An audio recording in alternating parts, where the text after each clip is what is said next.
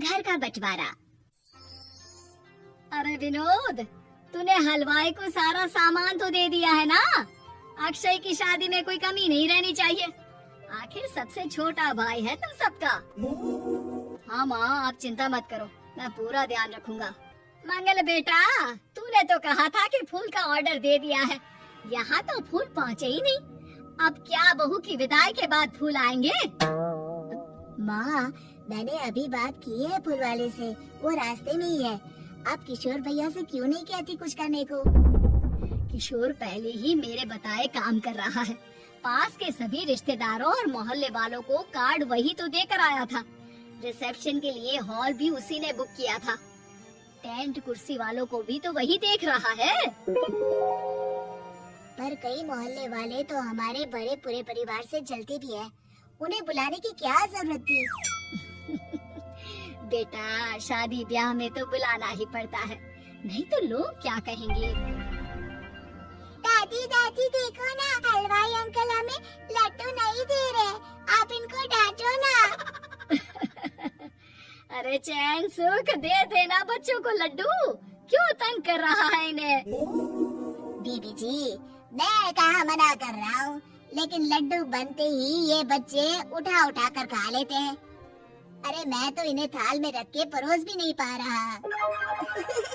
भागो, अब cold drink पीने चलते हैं। भागो भागो, अब कोल्ड ड्रिंक पीने चलते हैं। जैसे कि आप देख रहे हैं, आज इस घर के सबसे छोटे बेटे अक्षय की शादी है। घर में बहुत चहल पहल है। कुलभूषण की बीवी कमला को फुर्सत ही नहीं है कामों से, लेकिन कुलभूषण और घर के बाकी लोग कहाँ हैं? आइए देखते हैं। अजी, आप यहाँ आराम से बैठकर गाने सुन रहे हो और घर में अभी तक इतने काम बचे हैं करने को। अरे भाई, मेरे सबसे छोटे बेटे की शादी है, इसके बाद तो मैं अब चिंता मुक्त हो ही जाऊंगा। और फिर घर में तुम हो, बेटे बहुएं हैं, तुम लोगों के होते हुए मैं क्यों काम करूं? मैं तो शान से बेटे की शादी में जाऊंगा तैयार होकर। अरे ठीक है, अब आप आराम ही कीजिए। एक बार अभिषेक की बीवी आ जाए, फिर मैं भी आराम करूंगी और मेरी चारों बहुएं पूरे घर की जिम्मेदारियां संभाल लेगी। इतना कहकर कमला वापस अपने काम में लग जाती है। बेटा भी, तू अब तक तैयार नहीं हुआ? किससे बात कर रहा है फोन पर? तैयार कैसे हो? सैलून जाने से तो आपने मना किया है, क्योंकि मुझे हल्दी लग चुकी है। भाभीयों को देखो, सुबह से पार्लर में है। अक्षय की शादी हो जाती है और नंदिता बहू बनकर घर आ जाती है, लेकिन इस घर की खुशियों को मानो किसी की नजर लग गई थी। नंदिता के आने के बाद आए दिन घर की शांति भंग होती रहती। अपने माँ बाप की इकलौती बेटी को इतने बड़े परिवार की जिम्मेदारियाँ कहाँ संभालनी थी? अभी देखो ना, मेरे हाथों की मेहंदी भी अभी नहीं उतरी है और तुम्हारी मम्मी ने मुझे घर के कामों में लगा दिया। मैंने सोचा था कि घर की सबसे छोटी बहू होने के कारण मुझे सब पलकों पर बिठा के रखेंगे, पर यहाँ तो पलक झपकने की भी फुर्सत नहीं मिलती। देखो नंदू, शादी के पहले ही मेरे घर वालों ने तुम्हें और तुम्हारे पेरेंट्स को बता दिया था कि मैं जॉइंट फैमिली में रहता हूँ, तो फिर अब ये शिकायत क्यों? और फिर तुमसे पहले मेरी भाभी अभी तो आई थी शादी करके, उन्होंने तो कभी कुछ नहीं कहा। नंदिता तब तो चुप हो जाती है, लेकिन ऐसा बहुत दिनों तक नहीं चलता। अरे नंदिता, माँ बाबूजी की दवाई का टाइम हो गया है, उन्हें दवाई दे आओ और उसके बाद सबके लिए नाश्ता बना देना। पर भाभी, मैं तो अभी अपना फेवरेट सीरियल देख रही हूँ, प्लीज मेरी जगह आप कर लो ना ये काम। ठीक है, मैं तेरी जगह माँ बाबूजी को दवाई दे आती हूँ और नाश्ता बना लेती हूँ। तू मेरी जगह पूरे घर की डस्टिंग करके 5 बच्चों को स्कूल के लिए तैयार करके भेज देना और दोपहर का खाना बनाने के बाद कपड़े धोकर सुखा देना। उसके बाद हम दोनों मिलकर बाजार जाकर सब्जी ले आएंगे, फिर डिनर की तैयारी कर लेंगे और उसके बाद बस भाभी, मैं माँ बाबूजी को दवाई देकर सबके लिए नाश्ता बना देती हूँ।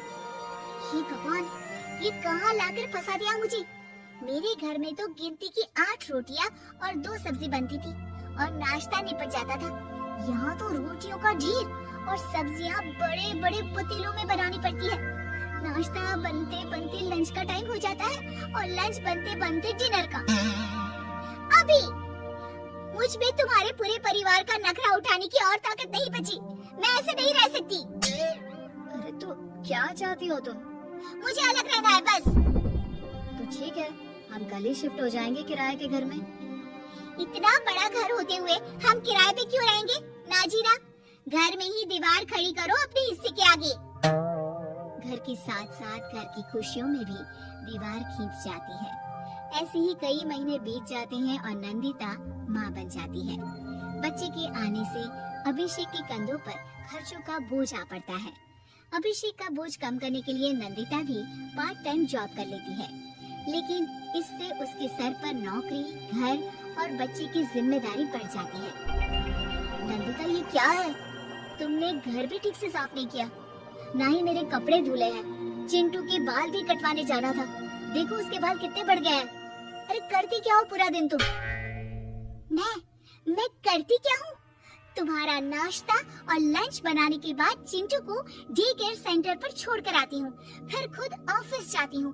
पूरा दिन काम करके आने के बाद बिना आराम किए बाजार से सब्जियाँ लेकर आती हूँ, घर आकर खाना बनाती हूँ, चिंटू को देखती हूँ और क्या करूँ मैं? तो किसने कहा था अपने सर पर इतने काम लेने को? मत जाओ ऑफिस। ऑफिस जाए बिना घर के खर्चे कहाँ से पूरे होंगे? चिंटू की डे केयर का खर्च, उसके लिए बेबी फूड का खर्च, प्रेस वाली का खर्च, ये सब तुम्हारी सैलरी से होता नहीं है। अगर परिवार से अलग नहीं होती तो इतनी मुसीबतें नहीं उठानी पड़ती तुम्हें। तुम्हें परिवार के साथ मिलकर काम करने में दिक्कत थी, लेकिन काम तो अब भी बहुत है तुम्हारे सर पर। चिंटू को भी डे केयर भेजने की जरूरत नहीं पड़ती। उसको गोद में खिलाने के लिए दादा दादी और घर के सभी बड़े होते। उसके साथ खेलने के लिए उसके भाई बहन भी होते। मेरे तीनों बड़े भाइयों के बच्चे भी बड़े हुए हैं, लेकिन बिना महंगा बेबी फूड खाए, क्योंकि मेरी माँ और भाभी आप बहुत अच्छे से जानती है कि बच्चे को क्या खिलाना चाहिए। बिजली के बिल जैसे खर्चे भी सब मिलकर बांट लेते थे, लेकिन तुम्हें तो सबसे अलग रहने में ही मजा आता है, तो अब शिकायत क्यों करती हो? बस करो अभिषेक, बस करो। मैं मानती हूँ कि मैं गलत थी। मेरे एक गलत फैसले ने हमें बिल्कुल अकेला कर दिया है सबसे। एक घर में होते हुए भी हम बाकी परिवार से अजनबियों की तरह रह रहे हैं। अभिषेक और नंदिता की सारी बातें घर के बाकी लोगों को सुनाई दे रही थी। तभी कमला बोल पड़ती है, अरे नंदिता बहू, किसने कहा कि तुम अकेले हो? तुम्हारा इतना भरा पूरा परिवार है ना तुम्हारे साथ। हम तो बस ये चाहते थे कि तुम अपनी गलती समझ जाओ। अगर हम तुम्हें समझाते तो शायद तुम ना समझती, लेकिन अपनी गलती का एहसास तुम्हें खुद हो गया है, तो अब तुम समझ चुकी हो परिवार में एक साथ रहने का मोल क्या होता है। मम्मी जी, मुझे माफ कर दीजिए, अब ऐसा दोबारा कभी नहीं होगा। अरे माफी बाद में, पहले मेरा पोता जरा मेरी गोद में तो दे, और तू जाकर सबके लिए चाय बना ला।